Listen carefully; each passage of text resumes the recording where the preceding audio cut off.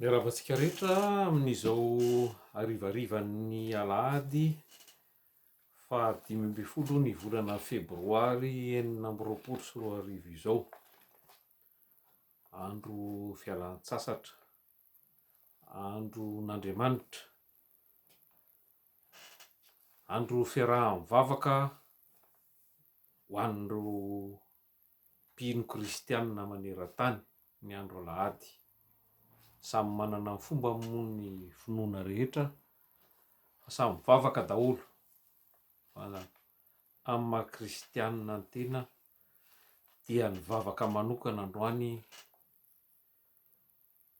ho an'ireo trabona netsiny 3 hetsy sy 9 alina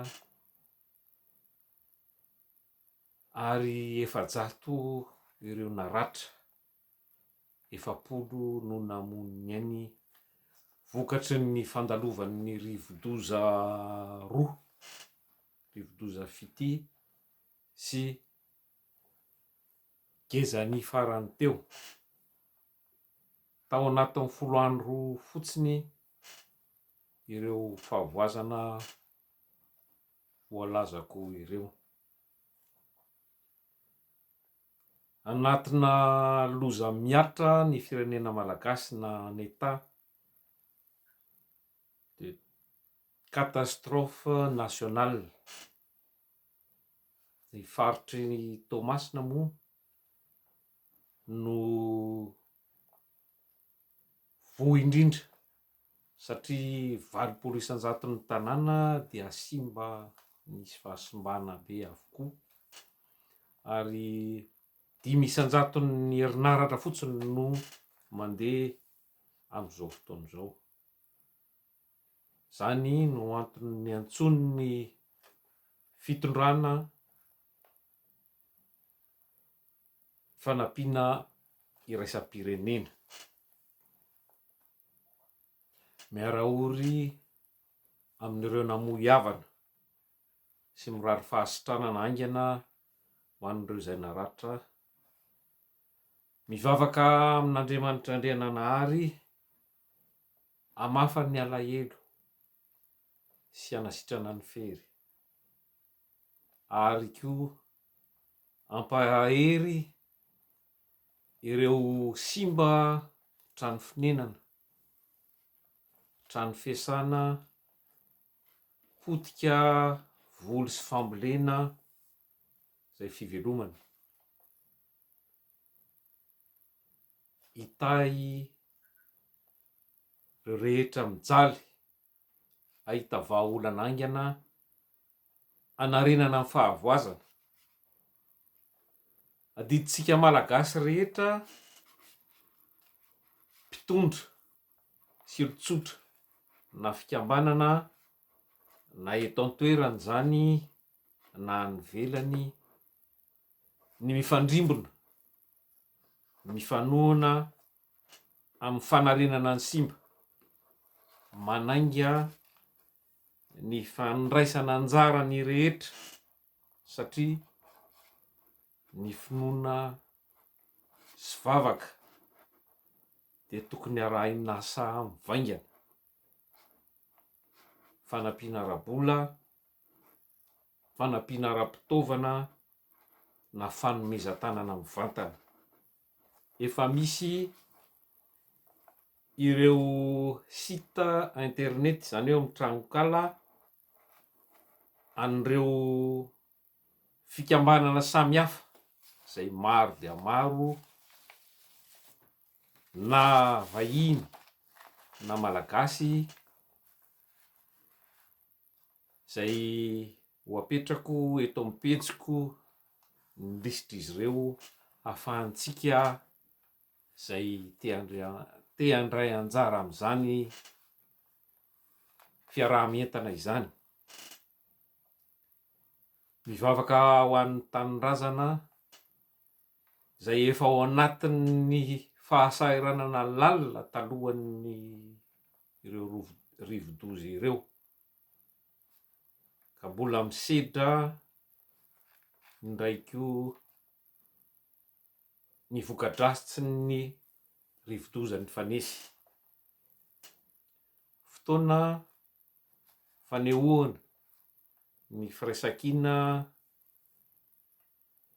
sy fanamafisantsika vahoaka malagasy mahiray antsika izao zavatsarotra izao, satria toy ny tanaka visy havanana isika ka izay didina dia marary. Sedra ihany koa izao sy fitsapana ho an'ity fitondrana fanavaozana ity, mba hay izy ere tsara, zafatana ataoko teny frantsay, zany hoe hay tantana sy andrindra ireo fanampiana iraisam-pirenena sy avy amin'ireo fikambanana malagasy izay mitetina an-tapitrisan'ny maro. Antenaina mba hipakavetran'ny marina sy tanteraka any amin'ireo mily izany ny fanampiana, fa tsy hisy ny fanodikodinana izay efa mahazatra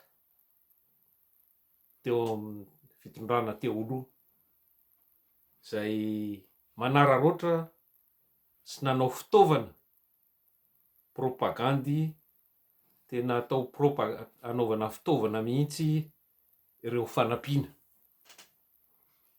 dia matoky anareo mpitantana hiasa ampahamarinana sy ampahendrena ho an'ny tombotsoan'ireo trahabona irery ihany. Fotoana fandinihan-tena amin'ny resaka politika koa izao, izany hoe ny politika fitsinjovana ny loza voajanahary tahaka izao, izay mpahazo antsika isan-taona mba tsy tavan-drahantsika ny fanampiana iraisam-pirenena fotsiny lavo izao, fa tokony efa manana politika isika mba hisorohana ny loza ary iarovana ny ain'ny mpiray tanindrazana. Eto am-pamaranana dia mbola manainga ny rehetra hanao tolo-tanana sy tolo-bola, raha azo atao ny teny hoe tolo-bola mazava moa zany, ho mariky ny firaisan-kinantsika malagasy, satria tsika no tokony tompona andraikitra voalohany manoloana izao manjoantsika izao. Mahereza daholo tompoky lahy sy tompoky vavy raha mirahina isika rehetra dia tsy maintsy ho tafarina isika.